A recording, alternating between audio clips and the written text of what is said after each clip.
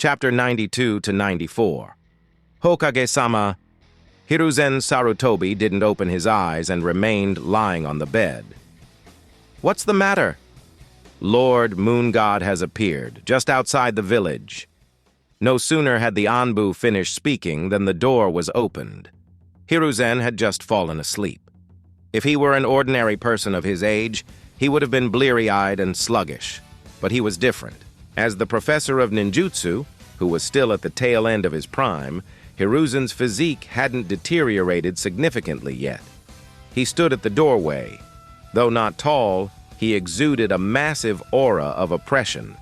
The small old man who smoked a pipe during the day was gone, replaced by a war behemoth ready to pounce.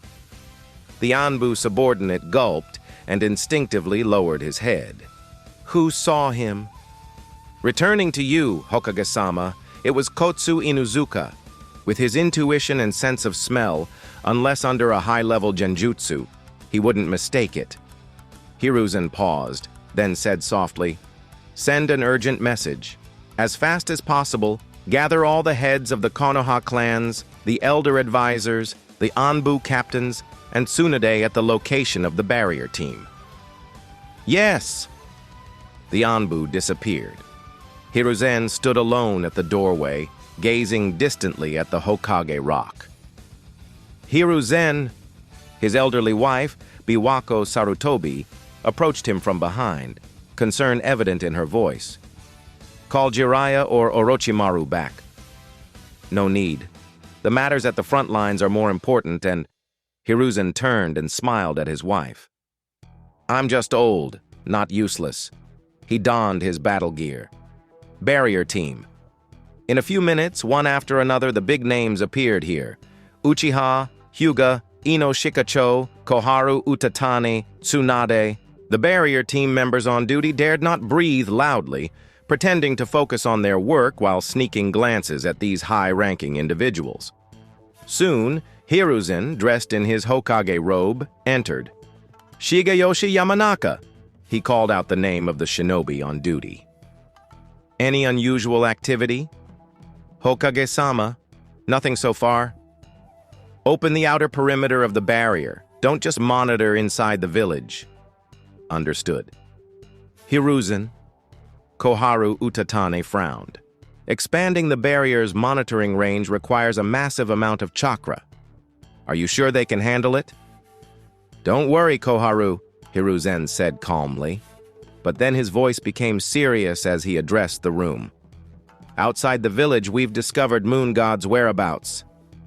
The atmosphere in the room froze. Before anyone could say anything, the barrier team's shinobi shouted, Hokage-sama, something's appeared. A strong source of chakra, at 2 o'clock from the village gate. On the spherical miniature barrier model, a jumping ripple continuously resonated, spreading wave after wave across the entire sphere. When a Janin-level chakra passes through the barrier, it only causes tiny ripples. But now, a massive force, completely different from an ordinary shinobi's, appeared outside the village without any concealment. Such arrogance. What is he doing with this level of chakra reaction? Is he using that terrifying ninjutsu, or something even more shocking? But no matter what, the man known as Moon God, who gouged out Byakugan and slaughtered Konoha shinobis, is an enemy. He wouldn't come here at night just to release chakra for fun. Hiyashi Fugaku, take some of your clansmen and follow me. Tsunade, stay in the village. Inoshikacho. Hiruzen quickly selected a group of people, leading a high-quality combat force out of the village while ensuring enough defense. Finally, the third Hokage gave a calm order. If anything happens to me, everyone here should remember, for the fourth Hokage, I favor Orochimaru to succeed. As Hiruzen said this, he sighed inwardly. It's a pity. If only it were 2 years later, Minato would have been. But luckily there's Orochimaru.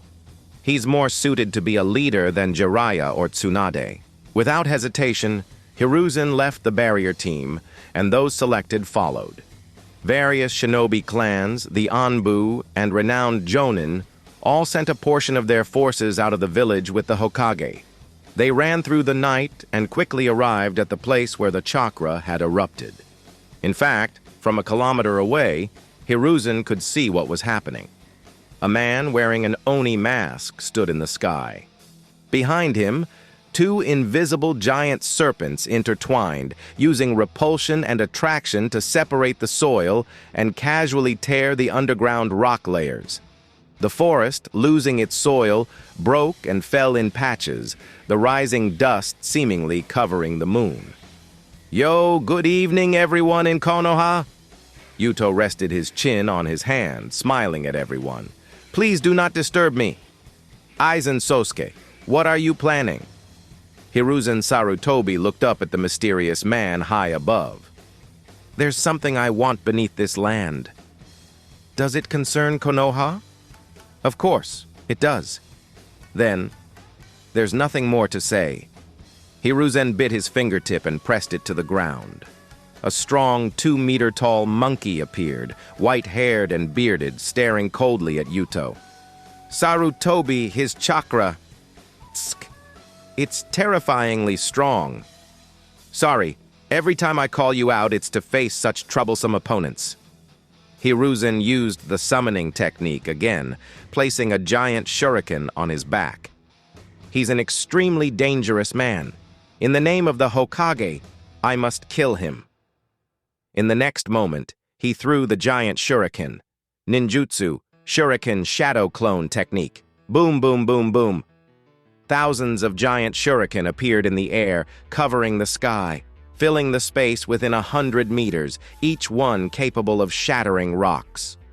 Yuto's pale blue eyes narrowed, his ocular power surged, repulsion enveloping his body, blocking all the incoming shuriken. Boom! A long staff pierced through the air. As the shuriken were all blocked, it shot up from the ground, aiming for Yuto's chest. "So fast!" The Branch family boy's half eye caught this vicious and cunning attack. He placed his hand on his chest, pressing the nearly 100-ton weapon, halting its advance. King of Monkeys Enma was an exceptionally strong and rare summon, not only capable of human speech, but also able to perform ninjutsu, even transforming into the adamantine staff, freely changing its length. For a shinobi, intelligence is life. After Yuto's previous rampage, Hiruzen could formulate a countermeasure based on that information. By not using ninjutsu, but first forcing him to use repulsion with the shuriken shadow clone technique, and then attacking with the adamantine staff, leveraging the difference in attack strength to disrupt Yuto's defense balance. At this moment, Hiruzen stepped on the adamantine staff, using it as a bridge to charge up, as fast as the lightning body flicker technique. "Hand-to-hand combat. I can fly, you know." Yuto smirked, intending to distance himself again, but before he could move, two hands extended from the adamantine staff, gripping his wrist tightly. Secret technique. Enma's hands. "Monkey," Yuto sneered coldly. An invisible force field formed around him, intertwining and repelling two massive forces, twisting even the air. Half-awakened, Tensigen, twin serpent strangulation. The Monkey King howled miserably. Despite its reputation as having an indestructible body, harder than steel, it couldn't withstand this terrifying pressure for even a second.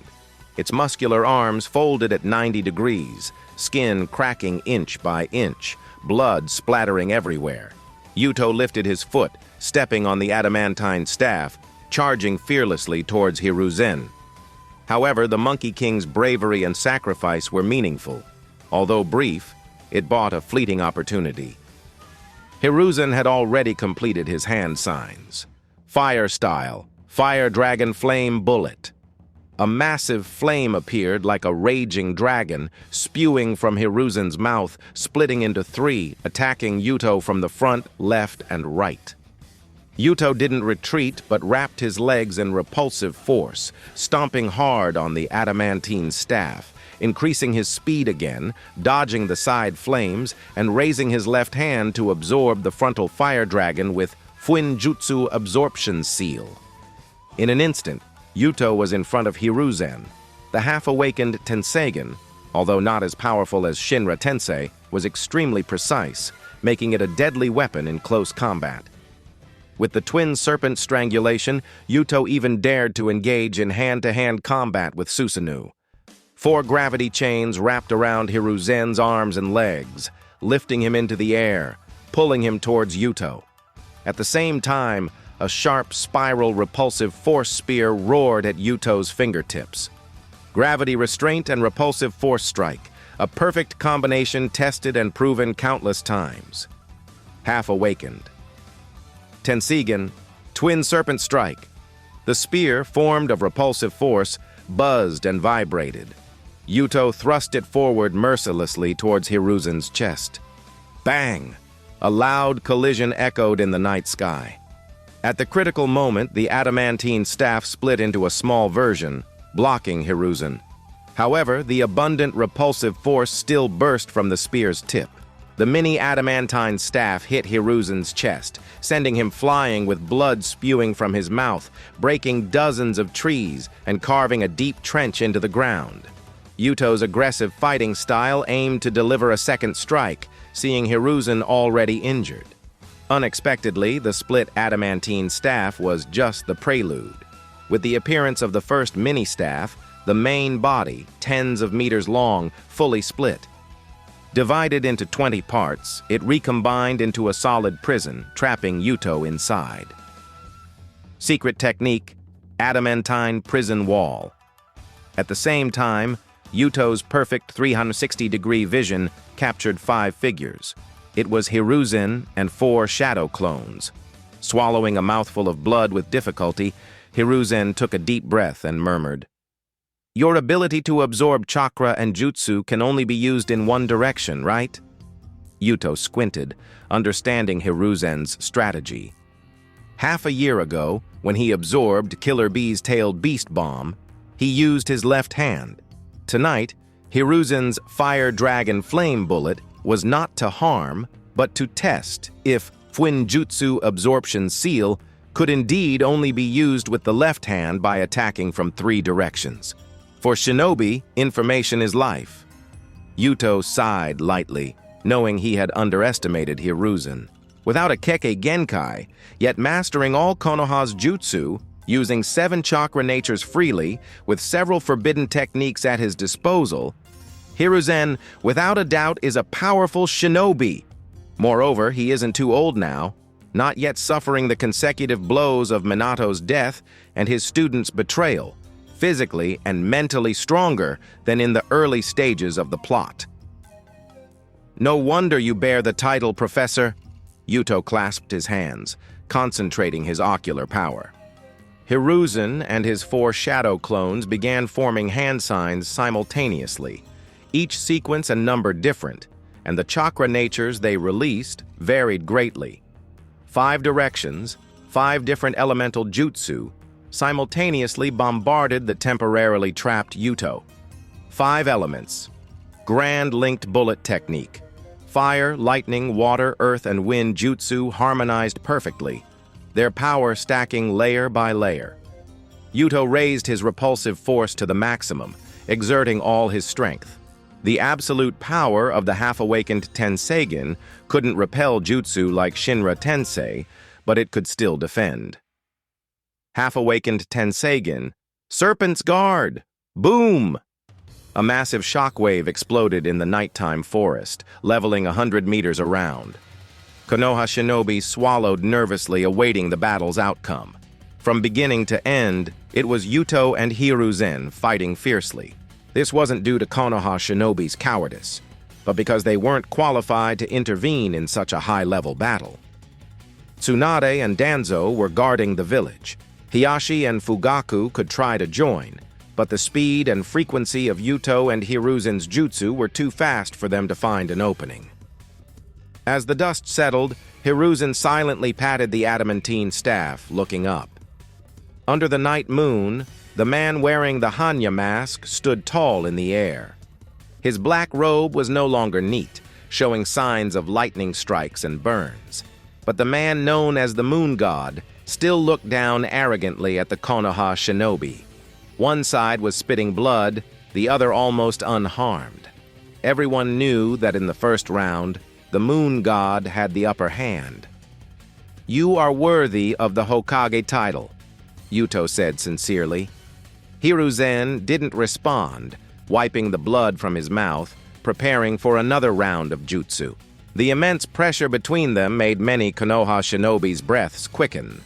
They knew a super battle between two strong men was about to explode. Unexpectedly, the moon god in the sky suddenly made a small sound. Behind him, the gravitational and repulsive force digging underground stopped. "I've found it. I'm quite happy. So tonight, consider it your lucky day," Yuto said, his laughter louder than usual. Though somewhat shameful, many Konoha shinobi couldn't help but breathe a sigh of relief. However, they didn't know that the domineering moon god was also relieved internally. 3 minutes are almost up. It's not enough time to decide the battle with Hiruzen. Although I still have Murakumo Slash, he has Reaper Death Seal. Fortunately, Orochimaru's experimental base was found. Gravitational force like a snake pulled some things from underground. Yuto received them and flew away under everyone's gaze, coming and going as freely as entering his own home. After a moment of chaos, seeing the moon god had left, Konoha shinobi organized a team to the dug-up underground. What is so many plants? So many bodies. My god, even children. Quick, notify the medical team. Best to call Lady Tsunade too. This seems to be Lord Orochimaru's. Amid the noise, Hiruzen and several Konoha high-ranking members and shinobi saw the full scope of this underground experimental base. Hiruzen's body swayed, an indescribable chill spreading in his heart. Facing a mysterious enemy hadn't shaken his will, but now he was deeply saddened and angry. In his memory, the intelligent and cute apprentice seemed completely unrecognizable. Orochimaru. It turns out that being a double agent is a highly technical job. Yuto Hyuga, constantly stirring things up, realized he couldn't completely control all the situations. For instance, tonight, Hiruzen Sarutobi's strength exceeded his expectations. His taijutsu, summoning jutsu, and combination ninjutsu were almost perfect, and he even probed out the crucial information that only the left hand can use the Fuinjutsu absorption seal. And when Yuto retrieved something from Orochimaru's lab and hurriedly stashed it away in the Shikotsu forest before rushing back to the Senju clan's territory, it took less than half an hour for an ANBU member with a monkey mask to show up. "Hyuga-kun," the ANBU member said. "No other reason. I'm just here to understand the situation."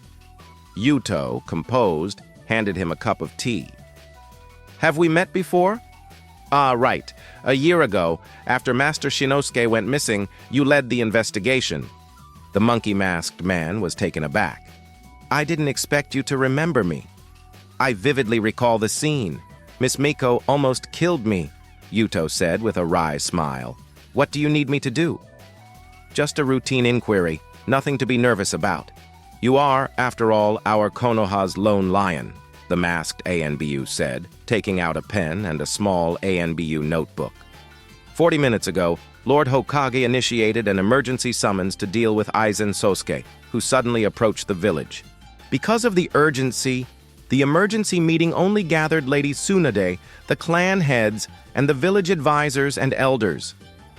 After that, the experts stationed in the village were divided into two groups. One followed the Hokage to meet the enemy outside the village, while the others stayed in the village to prevent being lured away.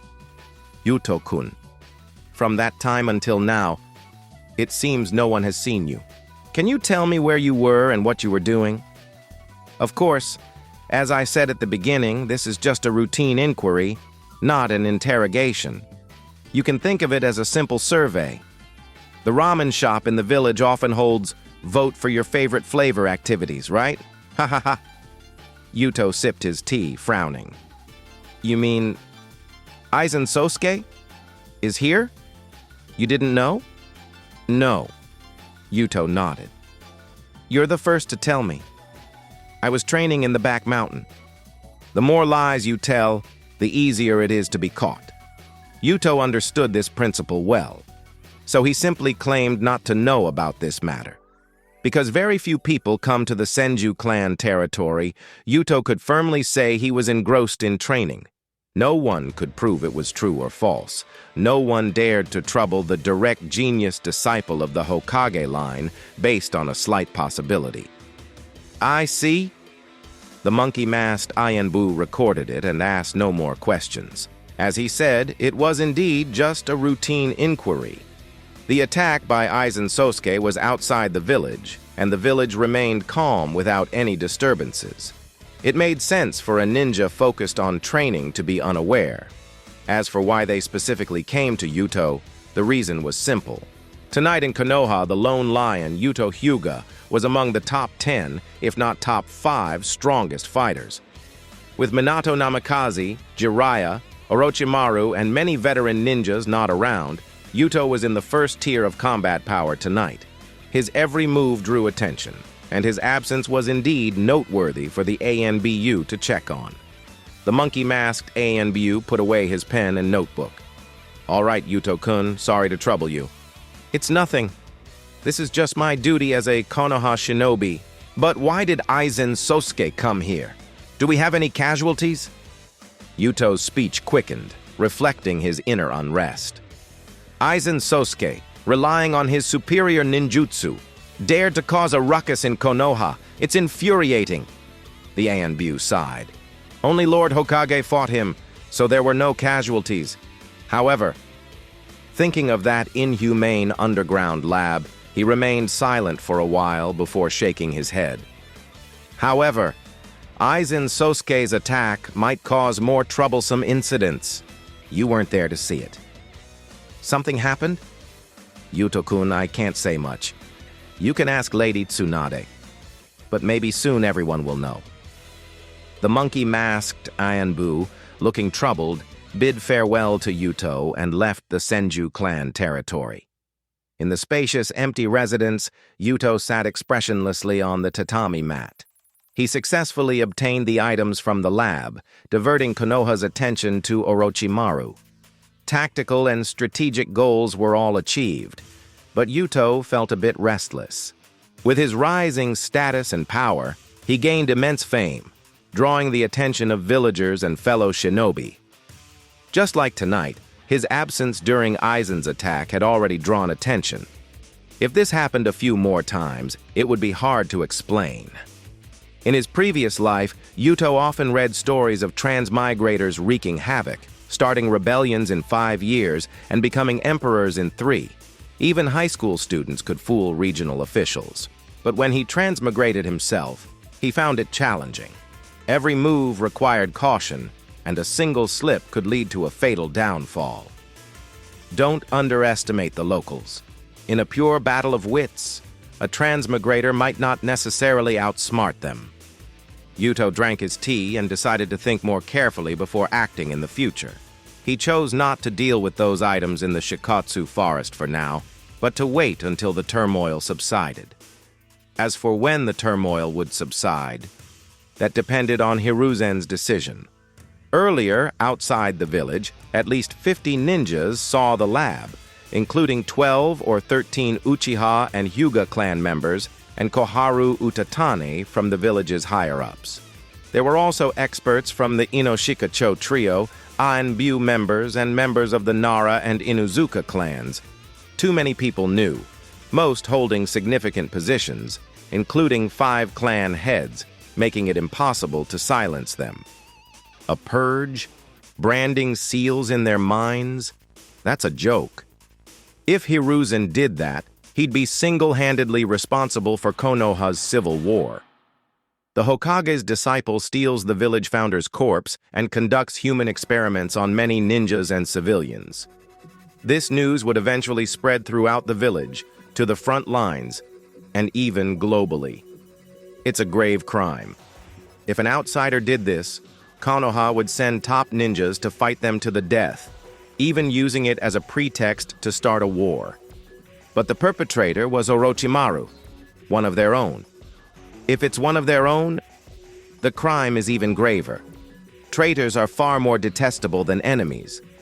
What's more complicated is that Orochimaru is currently the frontline commander. For the sake of stability, a soft approach might be a good option. But would the frontline ninjas obey a guy who insulted the village founder? For the sake of Kekkei Genkai and power, you dared to offend the first Hokage. What about us? As a commander, would you stab us in the back? Bloodline clans, the Hokage line, civilian ninjas. Fierce conflicts could erupt at any moment. So now it depended on Hiruzen's resolution. As the Hokage, he had to bear everything. However, he wouldn't have much time to make up his mind. Yuto waited calmly for the outcome. But he didn't expect to be summoned by Hiruzen before dawn. The Hokage building was brightly lit, and all the higher-ups were present. The first person Yuto saw was his teacher. The blonde beauty's eyes were slightly red. She was never a crybaby, but that night, she suffered a huge blow. Her comrade in arms, with whom she shared life and death, had desecrated her grandfather's grave. It was a hard thing to get over. Yuto stood beside Tsunade, patting her shoulder, and bowed with the others. "Yuto, you're just in time," said the third Hokage, his voice icy as if holding a piece of iron in his throat. "You, your teacher, and I are going to the land of hot water. We have some family matters to deal with." "Family matters of the Hokage line,"